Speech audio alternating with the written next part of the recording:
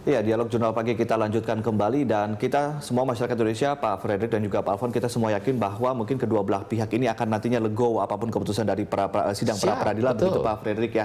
Tapi kalau tidak salah dari kuasa hukum dari Pak Budi Gunawan sendiri menyiapkan serentetan tuntutan-tuntutan ke beberapa institusi yang berbeda begitu selain ke pra-peradilan. Mungkin bisa dijelaskan nih Pak. Jadi gini, kita ada namanya bagian namanya attach, ya kan, menyerang. Kita melaporkan oknum-oknum KPK yang sekarang sedang diproses, kan gitu. Itu direkan sama rekan saya lainnya. Terus ada bagian defend, seperti untuk membela dalam pra-peradilan, itu termasuk saya. Terus dia ada mengajukan ke TUN, itu antara Pak Oci Kaligis dengan saya. Kan itu kalau misalnya dan itu belum kita ajukan. Dan itu memang tidak menunggu. Oh, nggak ada. Tidak ada hubungannya dengan yang sedang ini. Kita karena gini. Dan tidak ada hubungannya ketika misalnya nanti Pak BG tidak dilantik jadi Polri. Oh, nggak ada. Jadi Kapolri. Karena gini, masalah beliau dilantik tidak melantik itu kan hak prerogatif daripada presiden. Kita nggak bisa bicara, kan? Tetapi dengan kata-kata beliau mengatakan tunggu hasil pra-peradilan, berarti kan beliau itu menunjukkan sikap beliau itu tunduk dan menghormati Tujuan hukum. ketun itu untuk apa Pak Frederick? Menyatakan bahwa KPK telah melakukan perbuatan yang namanya melawan hukum, gitu. Itu selain kita itu kemana lagi Pak? Kemudian kita akan mengajukan gugatan sesuai dengan pasal 63 rehabilitasi dan kompensasi, pasal 63 Undang-Undang KPK, ya kan? Jadi di sini yang kita harus kasih tahu satu kan, ya kan, masalah soal kita melakukan apa namanya pasal 77, ya kan. Jangan lupa namanya ada Undang-Undang Kekuasaan Kehakiman 48 tahun 2009 sudah menyatakan hakim tidak bisa menolak gugatan dengan alasan tidak ada hukum, kan gitu kan. Hakim harus menemukan kaidah hukum. Itu namanya refinding. Jelas harus ngerti lah, jangan jadi saya kasih kalau kuliah misalnya kan, dari gitu kan. Pak Budi, gugatan dari Pak Budi Gunawan ditolak di pra-peradilan, artinya akan ada serangkaian dan saya tidak pernah mengatakan bisa yang ditolak. lain. Saya yakin 1000%. 1000%. Pasti kita kita nanti lihat di hasil keputusannya. Begitu ya. Tapi tujuan utamanya sih apa sih Pak? Tujuan utamanya. Jadi kita bukan mengatakan bahwa ditetapkan tersangka tidak sah. Penyidikan terhadap Bapak Budi Gunawan adalah tidak sah. Terhadap sehingga apapun yang berlaku terhadap beliau itu termasuk perampasan kemerdekaan. Jadi banyak orang lupa. Beliau itu sudah dicekal.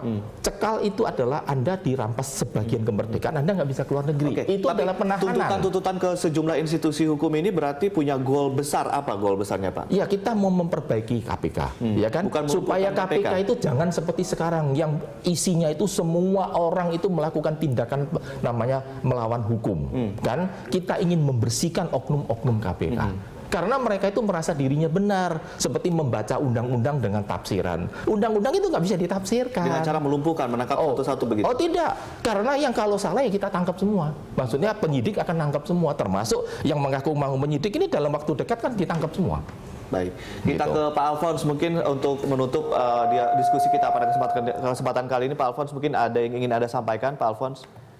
Ya, pertama-tama begini ya, Pak Frederick tadi mengatakan jangan menafsirkan, tapi ini kan upaya hukum yang melakukan penafsiran juga kan, itu satu soal ya. Bukan dan kemudian yang kedua, kita minta hakim melakukan refinding, bukan penafsiran. Pak Alfons lanjutkan silakan. Ya, maaf Pak, saya juga momen saya bicara gitu kan. Saya tidak pernah memotong pembicaraan Bapak gitu.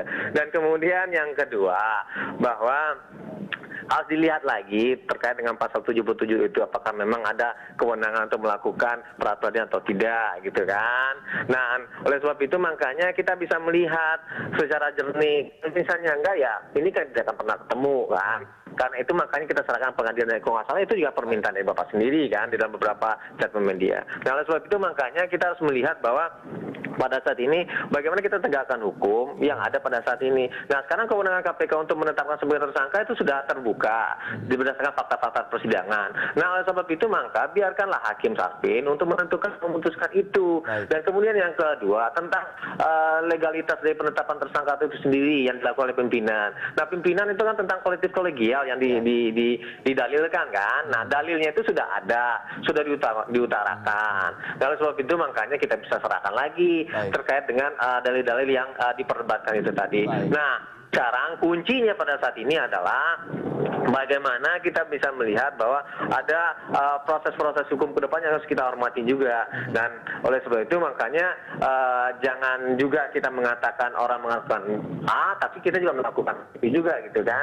Itu kira-kira Mas Hakim. Baik, Pak Alphonse, kalau Pak Frederick yakin 1000% akan menang di pra-peradilan ini, bagaimana kalau dari pihak Anda? Berapa persen? Mungkin 1 juta persen? Saya sebagai pada ini ya, saya menilai 100% ya, karena 1000% itu terlalu berlebihan, karena nggak ada 1000% itu kira-kira. Gitu yuk kita. Baik, terima kasih Pak Alphonse. Tapi yang pasti bahwa kedua belah pihak mungkin seperti yang diamanatkan oleh para pakar hukum di tanah air menyatakan bahwa kita dua pihak ini harusnya memang bisa legowo untuk menerima apapun keputusan dari pra-peradilan. Juga ini yang akan menjadi titik dasar keputusan penting mungkin untuk Pak Jokowi sebagai presiden untuk melantik atau tidak dari Pak BG. Baik, terima kasih Pak Frederick dan juga Pak Alphonse. Terima kasih telah sharing bersama dan memberikan keterangan di Jurnal Pagi. Terima kasih Pak Alphonse.